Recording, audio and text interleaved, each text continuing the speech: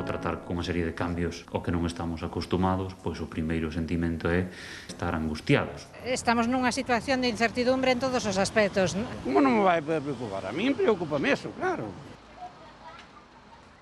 Hoxe falamos da angustia, un dos sentimentos que experimentamos neste ano da Covid. Primeiro, por descoñecemento, despois pola preocupación da situación que era moi grave e agora tamén polo alivio das restriccións que tamén nos dá medo e tamén nos preocupa.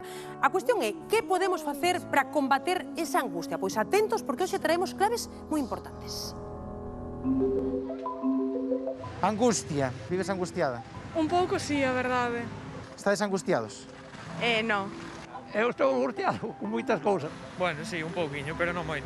Fai tempo que isto xa empeza a cansar, non? Pode parecer que a fin do estado de alarma trouxo consigo o desenfreo, as ganas de sair, pero hai quen sinte todo o contrario.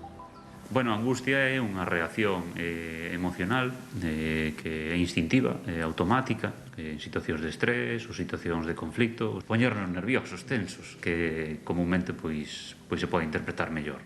Non sabemos o que vai pasar ao quitar o toque de queda e... Estamos nunha situación de incertidumbre en todos os aspectos. Como non me vai poder preocupar? A min preocúpame eso, claro. Na pandemia, a xente tiña máis angustia. Pois sí, porque xa o primeiro factor se dou, non?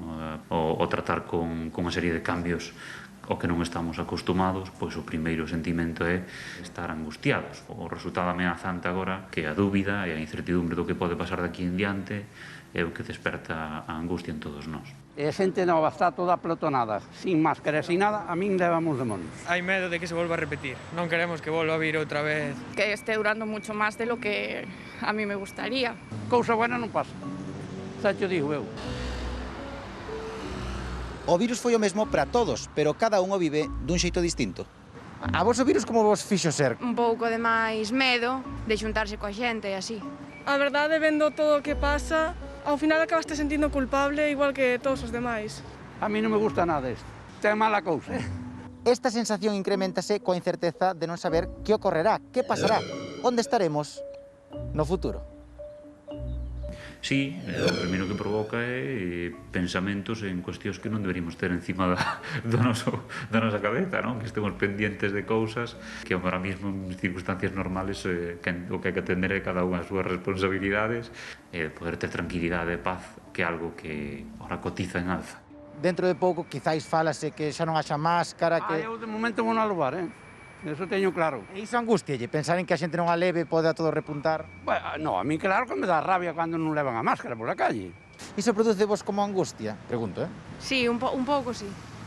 Non vexo conveniente sacar xa as mascarillas, non vexo todo solucionado de momento. Bueno, o primeiro consello é intentar volver á normalidade coas rutinas que nos senten ben.